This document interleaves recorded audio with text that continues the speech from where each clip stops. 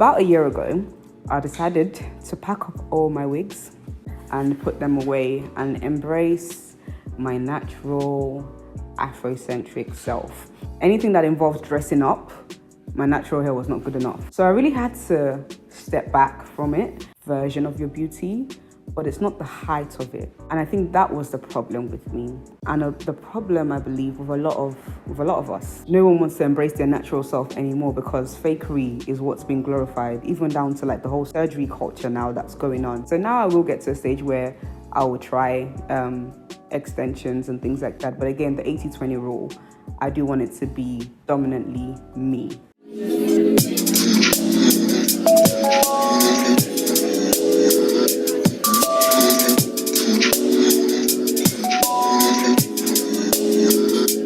Hi guys, welcome to mochunkstv and welcome to another installment of Chit Chat with Mo, where I tell you guys about life experiences, I give you some advice and put my own spin on it.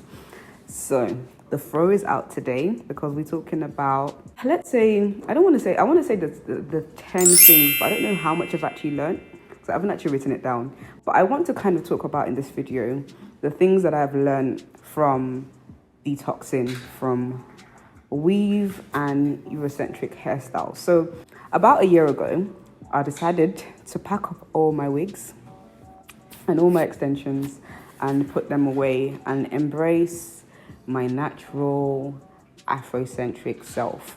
So I tried some Afrocentric hairstyles, such as dreads, the goddess dreads that you guys might have seen on my Instagram. That was a fave from a lot of people. What other hairstyles did I try in that season? Just very like kinky kind of looking hairstyles, and of course my natural hair itself. I'm learning to just embrace how to like wrap it even for like corporate events and stuff like that. I really wanted to break a lot of the myths that have been like told to me about my natural hair and the fact that it's not as beautiful, it's not as professional, it's not as good for outings and stuff like that. The reason why I took this decision was because I found myself always pandering towards wig life. Although always loved my natural hair, I realized that if there was an option, I would always go for the wig or the weave for like outings, special occasions, such as graduation, birthdays, balls, anything that involves dressing up. My natural hair was not good enough. So I really had to step back from it. And I said, okay, do you know what? I'm going to put this away. I think I was definitely inspired by Chiaka Valentina, who's a natural hair blogger. And I think she made a similar decision about 3-4 years ago. And I was really like, wow, somebody can actually just drop this thing called weave or wig and not even, I think hers is even permanent.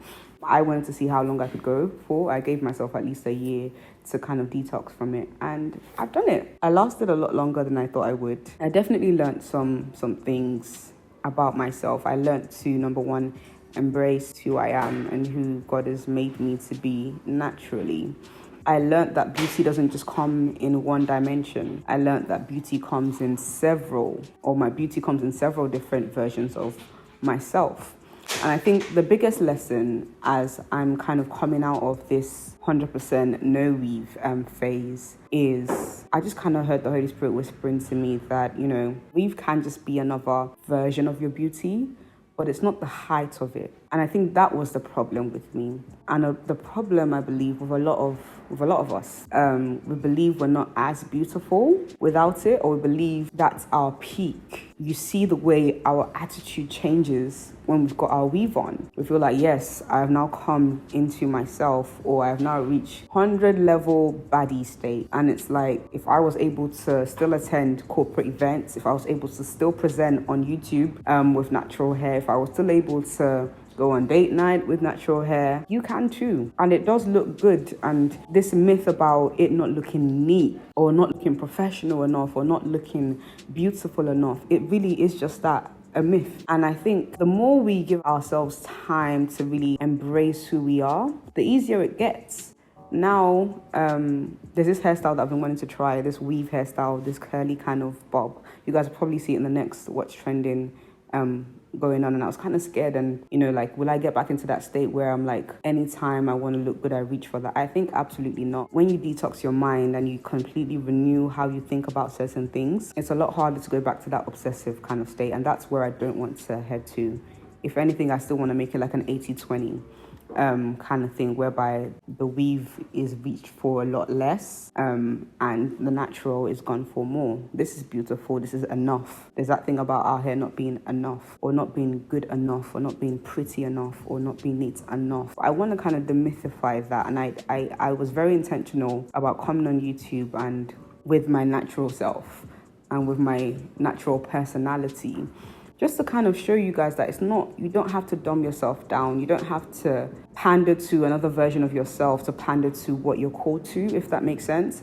I remember when I first started YouTube and someone was telling me, one of my friends was like, babe, you have to get yourself that 20-inch weave. You have to do makeup on fleek. And really, at the core of who I am, that's not who I am. At the core of my being, I embrace natural beauty, even with my makeup, because it's very simple. I pretty much look more or less the same with and without makeup, just more evened or whatever. Even with like hair, I'm not an Alashi Jew. I like to keep things very simple. And I've seen the growth on my channel, even whilst being my most authentic self, which just goes to show that you're enough. Whatever you are, whatever you possess, be it that bushy hair, be it that funny accent, be it that different personality, the world will embrace you if you have a message. And you just have to use your voice in the way that it's been given to you. More than it goes beyond the physical and how we look. And I remember going on Instagram the other day, and I saw certain pages, and I was starting to feel like I wasn't enough. I saw the baddies and stuff. This is kind of diverted a bit beyond the hair thing, even the makeup and how we dress.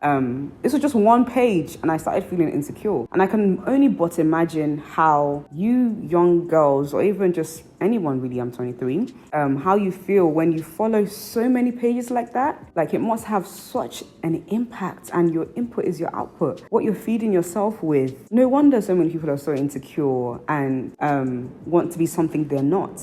Because you follow so many of these pages, and social media is starting to dictate how we should feel about ourselves. No one wants to embrace their natural self anymore, because fakery is what's been glorified, even down to like the whole surgery culture now that's going on. So I do want to use that to kind of encourage you guys to filter your feeds.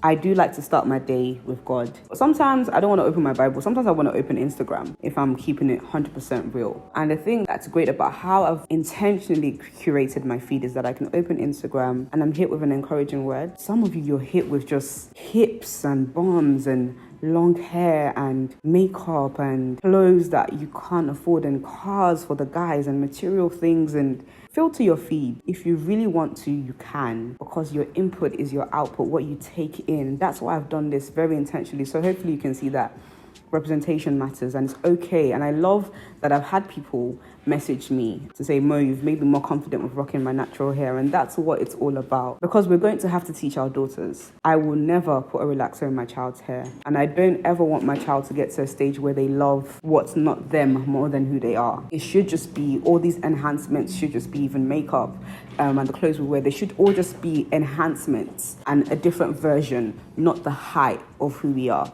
The height of who we are is who we are already. Our innate, already original, current state is good, and it's good enough. And those are the things that I've kind of learned in this process. And I know there's one more thing that I kind of want to touch on. I think a lot of us kind of worry about our men and what they find attractive. Okay, there was a stage where all we rocked was Afro, natural hair.